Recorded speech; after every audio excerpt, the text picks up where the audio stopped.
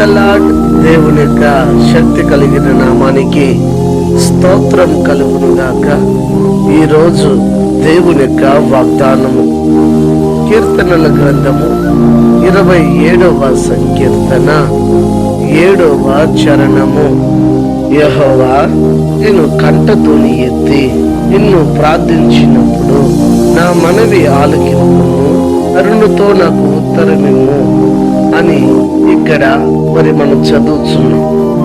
భక్తుడు ఇలాగ ప్రార్థన చేస్తున్నాడు. యెహోవా, కంఠతోని ఎత్తి ప్రార్థన చేసినప్పుడు కరుణతో నాకు ఉత్తరమిమ్ము అని భక్తుడు ప్రార్థన చేస్తున్నాడు. నిజమే కదా. మనము ప్రార్థన చేసేటప్పుడు మౌనంగా ప్రార్థన చేయకూడదు. మన కంఠ ధ్వని స్వరముని ఎత్తి దేవుని యొక్క సముఖంలో మనము ప్రార్థన చేయాలి. ఎందుకంటే మనం అలా చేయాలి. ఎందుకంటే అప్పుడే హృదయ అంతరంగంలో నుండి మనము ప్రార్థన అనేది చేయగలుగుతాం. మౌనంగా ఉంటే మరి అది ప్రార్థన చేస్తున్నాము, లేకపోతే మరి నిద్రపోతున్నాము, మరి ఏదో అయినా ఆలోచిస్తున్నామో కూడా తెలియదు. అయితే మీరు ఎప్పుడు ప్రార్థన చేస్తారో అప్పుడల్లా మీ కంఠ ధ్వని ఎత్తి ప్రార్థన చేయాలి.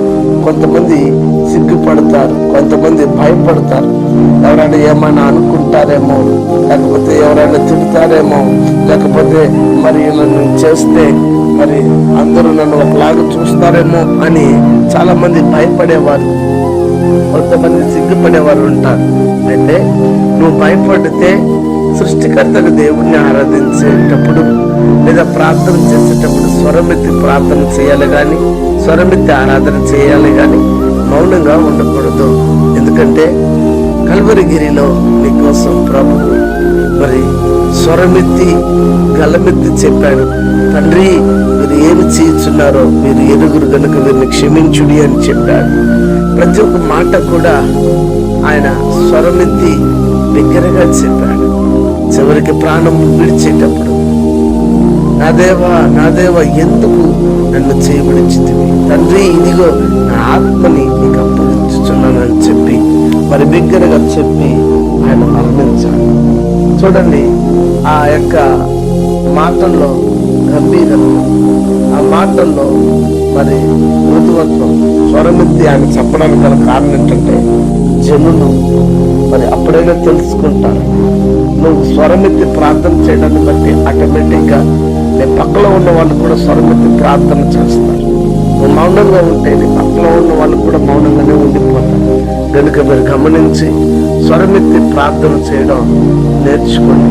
అప్పుడే మీ ప్రార్థన దేవుని సమ్ముఖానికి చేరుతుంది. మౌనంగా ఉండడానికి కోసం కాదు, మనకి దేవుడు స్వరమిచ్చి ఉండదు.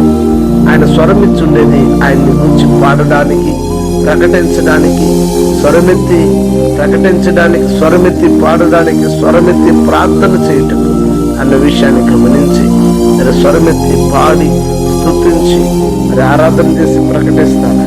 దేవుడిచ్చిన స్వరాన్ని దేవుని పనిలో ఉపయోగిద్దాం, దేవుని కార్యంలో ఉపయోగిద్దాం, దేవుని సముఖంలో ప్రార్థన చేద్దాం. అప్పుడు దైవదేవుని పొందుకుంటాం. గమనించి ఈ స్వరాన్ని ఇక దేవుని పనిలో వాడతారా? ప్రార్థన. కనికర స్వరూపుడా, నమ్మదగిన దేవా, ఈ ఉదయకాల సమయం మందు మీరు మాతో మాట్లాడారు. స్వరమెత్తి ప్రార్థన చేయాలని, అలా చేసినప్పుడు కనికరిస్తావని, కృప చూపిస్తావని భక్తులు ప్రార్థన చేసిన ప్రకారముగా మేము కూడా ప్రార్థన చేసే అట్టి హృదయమును మాకు దయచేయండి. కృప చూపించండి. మీ సన్నిధి మా ಎಲ್ಲరికి తోడుగా ఉండి నడిపించండి. గొప్ప దేవా, మరి అనారోగ్యం చేత ఉన్న వారికి ఆరోగ్యము, ఆర్థిక ఇబ్బందులో ఉన్న వారికి విడుదల, రక్షణ లేని వారికి రక్షణ నుంచి ప్రతి వారిని కూడా మీరు అక్కడి కోసం సిద్ధపరచమని, ఘనత మహిమ స్తుతి మీరు పొందమని క్రీస్తు పేరిట ఈ ప్రార్థన సమర్పించి అడిగి వేడుకొని ఉన్నాము తండ్రి. ఆమేన్. God bless you. దేవుడు మిమ్మల్ని దీవించి ఆశీర్వదించును గాక. ఆమేన్.